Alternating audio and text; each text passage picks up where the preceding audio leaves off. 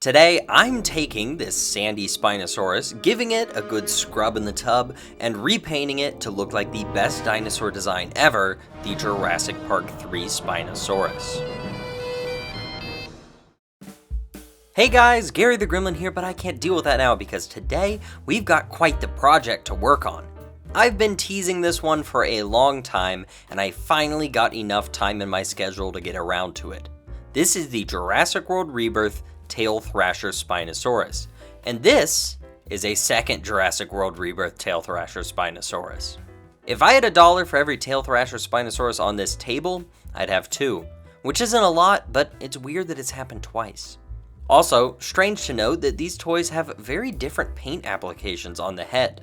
This one has so much more red than my original one. My dad happened to find this Spino toy on the beach while my family was on vacation, and when I saw it, I knew there was only one option to go with. We're giving this bad boy an even radder color scheme, the old Acid 87 treatment. As adorable as it is that he was found in his actual real-life habitat location, this toy is covered in sand and the electronics no longer work. I'm gonna try my hand to clean him up a bit while we talk. Alright. Before you all start with the comments saying this deco is overdone, guess what? Too bad.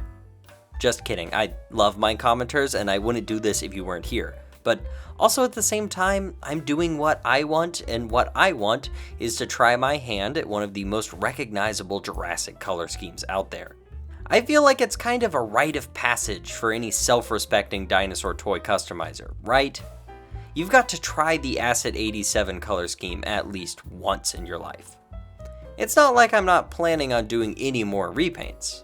I think I want to try doing the Extreme Camo Spinosaurus repaint, but hear me out, on a Stegosaurus. Let me know if that sounds insane. It sounds cool to me and I want to try it. Right now I've just been cleaning out this Tadpolesaurus as best as I can, and for some reason I really wanted to pry out that sound box. This thing could barely stand right, it was so filled with sand, and I think I thought taking the electronics out would help with the balance? Anyways, eventually I gave up. Watch me shake him down though, just an unbelievable amount of sand in there. It just keeps going and going. Here he is post-bath time. I just hosed him down like a dog in the kitchen sink in hopes it would flush out any more of that sand. Fast forward a full 2 weeks and now we've got him fully ready for painting and some gray primer. This should hopefully serve as a good base for turning this guy into a mostly gray design. Should note, it really did not stick well to the rubber bits, especially them teeth. Just a word of warning, it's crazy, cause like I just said, this was a whole 2 weeks after I painted it gray, and they're still wet to the touch. I've got a whole barrage of paints we're using today, which I all got from Walmart for 58 cents each, and you can easily pause the video to check the names if you want to try this for yourself.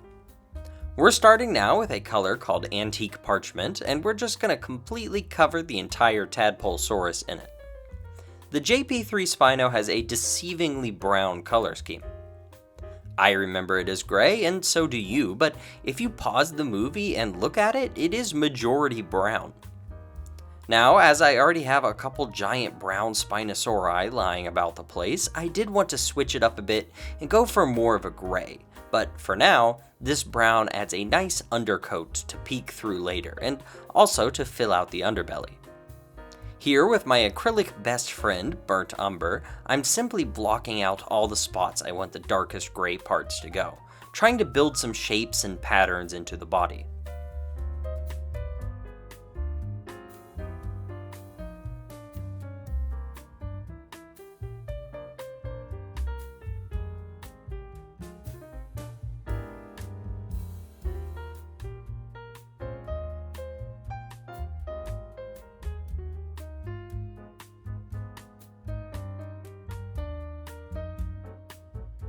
I really liked filling in the eye socket and adding this brown stripe to the jaw, though it will completely get covered up later. That's just the way things go, folks. It's really a journey to get to the final product. And here he is, looking as brown as can be again. I really took a brown Spinosaurus, painted it gray, painted it brown again, and I will later paint it gray once more. That's life, man. Took a quick little break to do my weekly Mumbo appreciation, eat some breakfast, and drink out of my favorite T-Rex mug. Now I'm mixing up some flamenco red with burnt umber to create the very iconic burgundy that covers a lot of this Spinosaurus design. The head has such a vastly different shape to it that it was a little hard to match the patterns, but I tried my hardest and also tried to make sure it looked symmetrical on both sides. Now we're taking that red and just pushing it down the entirety of the body. I really like the way it looks resting on top of the burnt umber, as well as how much gets to go on the tail.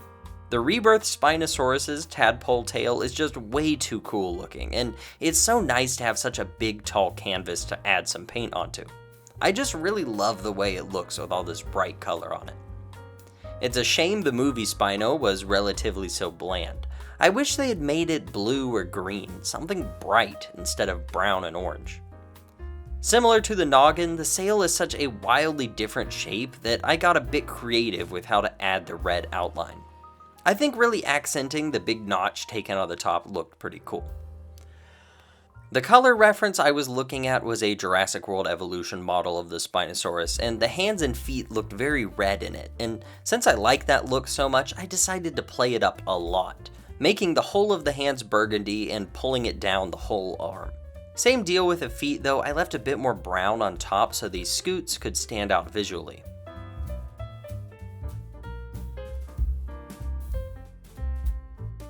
One last thing with the red right now, I added just a slight dry brush of it on the thighs and shoulder, just to add a bit more color to them, and then a little bit onto the sail to help set up where the stripes will eventually go later on.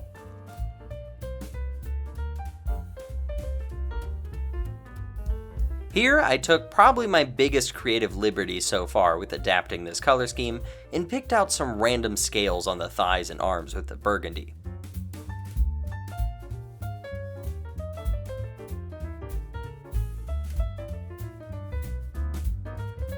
There's some really great sculpted detail here, and I wanted to make sure it was still really clear, and I thought some highlighted scales would do that job well. Here comes that dreaded gray I warned of earlier. I used some pewter gray because it has a little bit of a green hint to it, and made sure to mix it with some black to heavenly darken it. I wanted these spots to have an almost reflective looking sheen, and the slightest hint of green helps to sell that. Really going for a crocodilian angle here with these vaguely square shaped blocks, though still just trying to stick to the shapes my reference image had.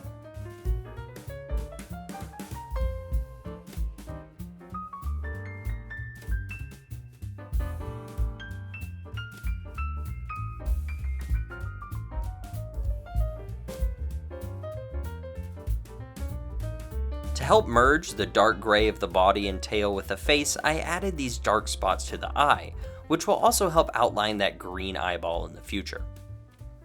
Here I brought in an orange mix to add a bit of color and highlights to the red, but I think it's safe to say that the color was just a bit too far off, and I made sure to mostly cover up all of that going forward.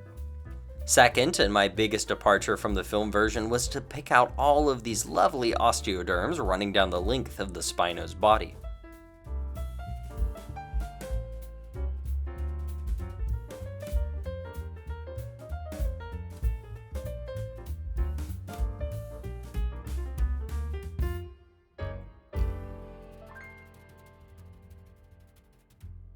It's a little frustrating that the amount of them is not symmetrical on both sides of the body, so in some spots I did have to pick out random scales to keep the double line going.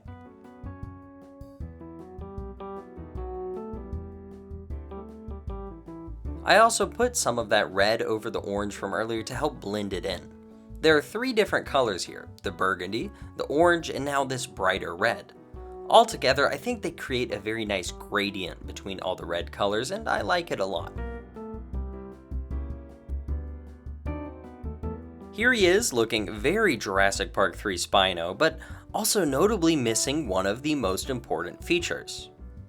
Well, beyond eyeballs, claws, and teeth, it's the stripe in the sail. I went way too thick with the paint here at first, but don't worry, I will try my hardest to improve it later.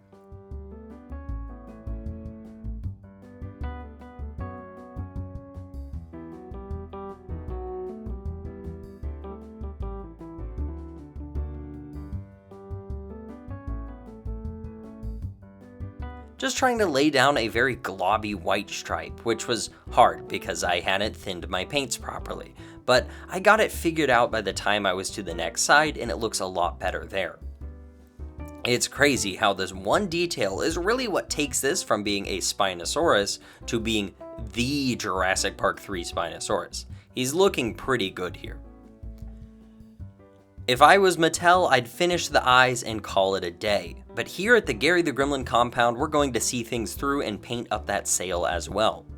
Here I'm squirting out just the littlest bit of pool blue, so teeny tiny, just enough to get by, and then just barely dry brushing it onto the sail, in between the red vertical lines.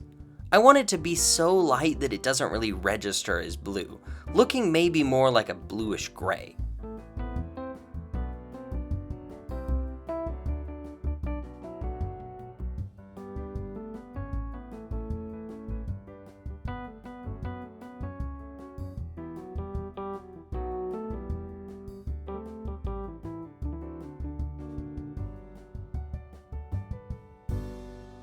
Here's the step that really ties it all together for me and makes it sing. I took some of that very bright orange from earlier and applied just a little bit right into the white on the sail. Then on top of that, I put the brighter red, and then on top of that further, the burgundy. I think this gradient looks super sweet, almost like fire, and it really makes the blue shine even better. There's some final details to get to, like the eyes and such, but I'll do those off camera so I can have pinpoint precision. That's all here for now. See you guys in the review zone.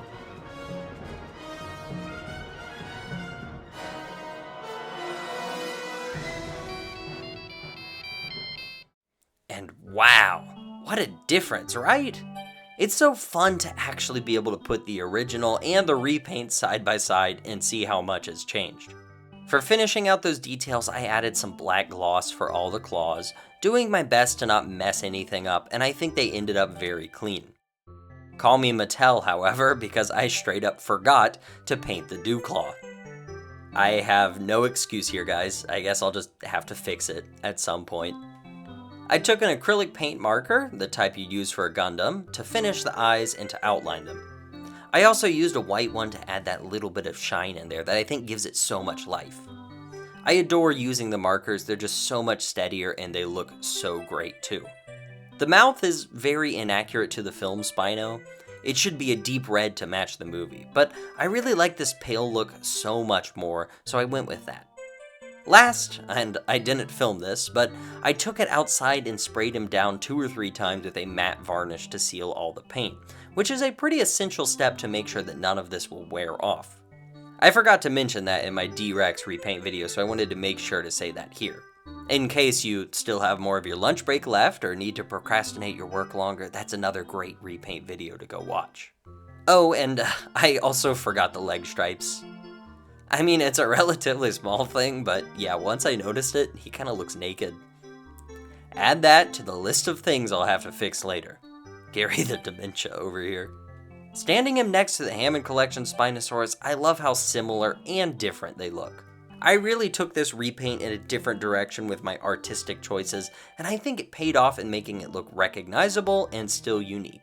And in case you were wondering, yes, there's still more sand. I don't like sand.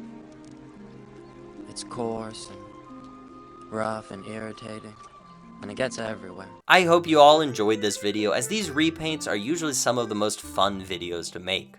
The process can be stressful, fun, and then again stressful, but in the end it's always very rewarding. I love my brand new, somewhat paleo-accurate Jurassic Park 3 Spinosaurus, and I hope I inspired you to try a repaint of your own. Let me know what you think of this repaint down in the comments below, and also make sure to let me know what repaints you want to see in the future. I think the Lab Lockdown T-Rex will be a candidate for an upcoming review, so give me ideas on what T-Rex designs or just any animal color schemes you think would look best on that figure. Alright, make sure to like, comment, and subscribe, and other than that, Gary the Gremlin out.